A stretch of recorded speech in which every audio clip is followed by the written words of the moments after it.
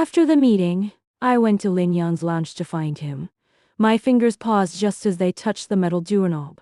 Lin Yan, who was always neat and decent, was actually standing at the door in a bathrobe, shirtless, on the sofa. A girl wearing his shirt jumped up suddenly, barefoot on the carpet, and called me sister minus and minus law with a sweet smile. Her name was Wente, and she said Lin Yan had promised to take her to a concert and pretended to be well minus behaved, promising not to disturb us. The sound of the shower was still coming from the bathroom, and Lin Yan's swaying figure was reflected in the frosted glass. Tonight was supposed to be our first date in half a year. I specially put on my new pearl earrings, but now that pearl was burning my elobe. I had known Lin Yan for 2 years and been married to him for 2 years. His private lounge had always been open only to me. But now, a strange girl was wearing his shirt and staying there comfortably. I was not one to swallow my anger. I slammed the door hard and sharply questioned Wen Tang who had allowed her to come in. At this time, Lin Yan walked out of the bathroom with water dripping from his waist and abdomen, a bath towel hanging loosely between his legs. Glancing at the clock, he was shocked to find that the shareholders' meeting had ended early. He casually introduced Wen Tang as a newly graduated townsman whom he was asked to take care of by Uncle Wen. As he spoke, he reached out to put his arm around my waist, but I dodged sideways. I stepped on my high heels and sat heavily on the sofa, slapping the cushion with a sunken wrinkle angrily, my anger almost bursting out of my chest. Seeing this, Lin Yan asked me to go home first to resolve the conflict, and I did not refute. This was our rare tacit understanding.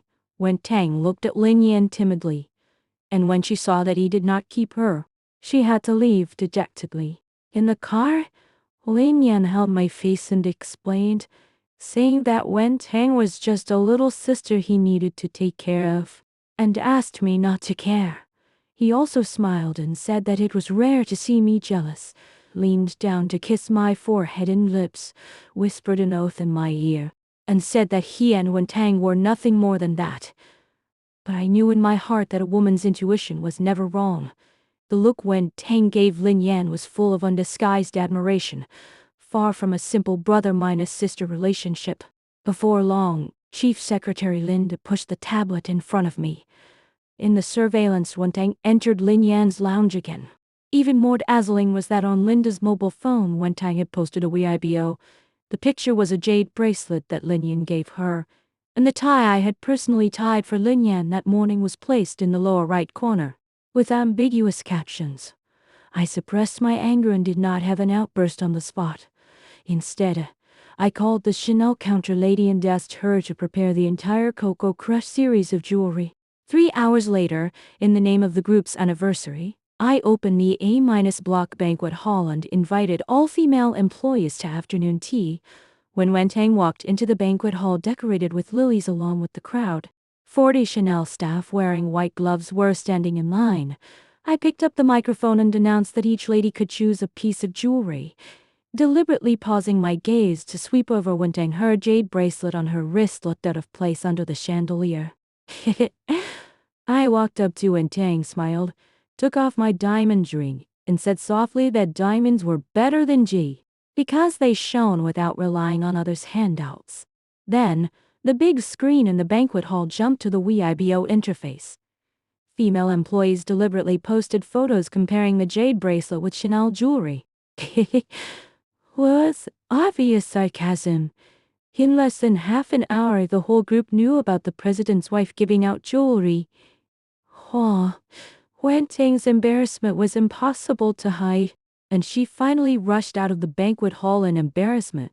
Lin Yan turned off the cross-border video conferencing, saw Wen Tang huddled beside the flower stand outside the office, crying with a jewelry box in her arms. After learning what had happened, he angrily broke into my office and questioned me why I was targeting Wen Tang. Wen Tang followed behind him, constantly bowing and apologizing, saying that she only took a photo of the bracelet and had no other intentions. Looking at Lin Yan's appearance of protecting Wen Tang, I coldly warned him that the company was not a photo studio, and people who hooked up with leaders were not worthy of staying in the company. Although Lin Yan knew my temper well, he still accused me of not being able to deal with Wen Tang like this, saying that the jade bracelet was only 1 million yuan, not worth my anger. He didn't understand that what I cared about was never money, but that he had broken the boundary between us and destroyed the purity he once gave me. Although Lin Yan promised not to give Wen Tang special care, the workplace trend was always sharp. Wen Tang, who had lost her backer, was soon left out in the cold. From being able to attend high-end dinners, she became only able to sort out documents in the corner. On the day of the quarterly financial report audit, Lin Yan saw Wen Tang flustered by handling the backlog of reimbursement documents in the storage room, with glues stuck in her hair. He thought of the scene when he picked her up when she joined the company, and felt unbearable. That night, Lin Yan rushed home angrily, smashed our wedding photo. His eyes were full of bloodshot eyes, accusing me of forcing Wen Tang to resign and trampling on her self-esteem. He also warned me that this was the last time, and if I touched Wen Tang again, he would replace Mrs. Lin. Later, he transferred Wen Tang to be the chief secretary of the president's office, dismissed Linda, who had made things difficult for Wen Tang, and even broke Linda's employee ID and threw it into the trash can. Lin Yan and I started a cold war. He moved to a hotel. Every time he picked up his change of clothes, it was Wen Tang who came.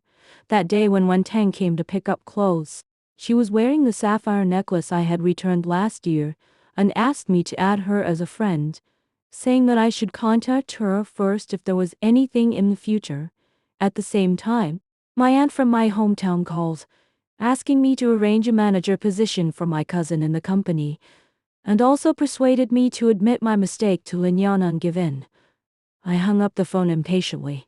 During the Cold War, when Aang's short video account was updated more and more frequently, 9-square-grid afternoon tea, Hermes Birkin bags, and champagne towers at Sotheby's auction site all revealed ambiguity with Lin Yan. There was even a video where the background sound was Lin Yan's deep reminder. My mobile phone vibrated all day, full of messages asking about my relationship with Lin Yan. But I did not reply to any of them, focusing on communicating with lawyers about disassembling the joint trust assets. In early May, Lin Yan picked me up to go back to the old house for dinner. Unexpectedly, Wen Tang also accompanied him, sitting side by side with him in the back row, the diamond necklace around her neck to my eyes.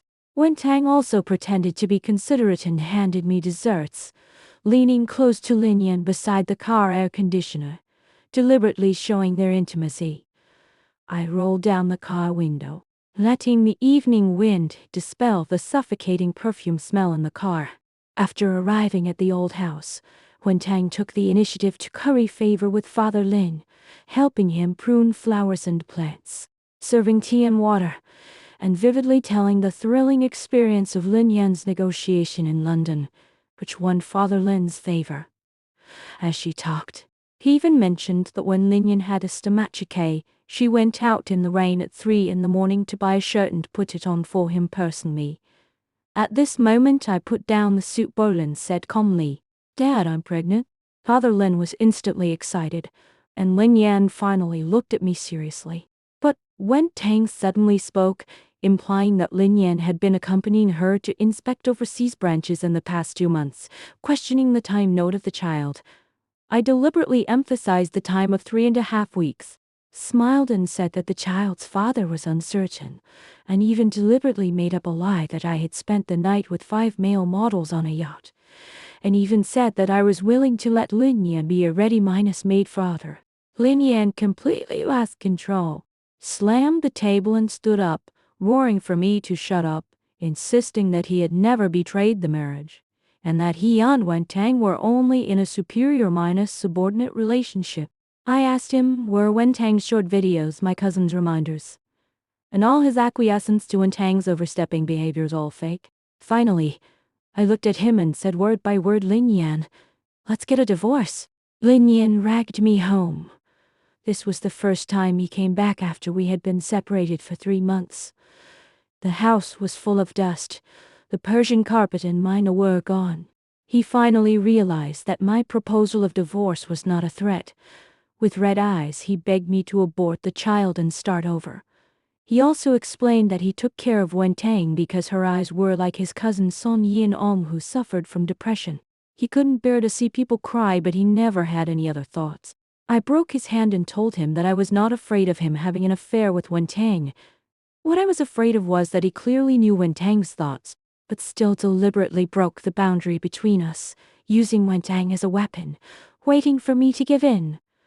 Knowing and doing it on purpose was more hateful than making a mistake unintentionally. I didn't dare to bet anymore, so I had to choose to let go. Lin Yan refused to sign the divorce agreement, specially promoted a male chief secretary, and stayed in the study all day, the ashtray filled with cigarette butts. Seeing Lin Yan's attitude change, Wen Tang was unwilling again.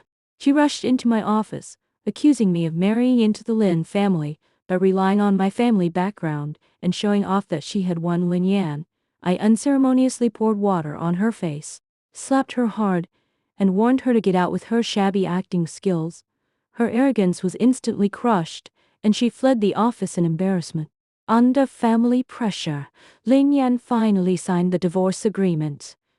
The pre-marital property was clearly divided, and some businesses of Lin's and Zhu still needed to be handled jointly. And the child took my surname, Zhu. The child was born prematurely, but was very healthy. My parents loved him very much and taught him to recognize share certificates early. As the child grew up, his facial features became more and more like Lin Yan, and the mole at the corner of his eye was exactly the same. In recent years, I have handed over the daily operation of the group to professional managers who lived a comfortable and wonderful life. Wen Tang left Lin's voluntarily after working for less than half a year. Because of her bad reputation, no company dared to hire her. Later, when she went to Lin's to make trouble, she was hit by a car and her life or death was unknown. Lin Yan, on the other hand, focused on the group's development with thunderous means. After each quarterly financial report meeting, he would wait at the revolving door, waiting for the child to rush over and call him dad.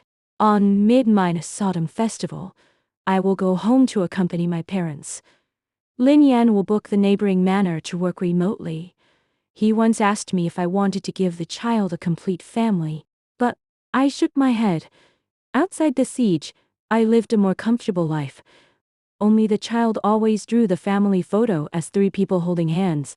When eating, he insisted on sitting between Lin Yan and me, feeding us food. Every time I saw Lin Yan's red eyes, I knew he had something to say, but I no longer wanted to listen.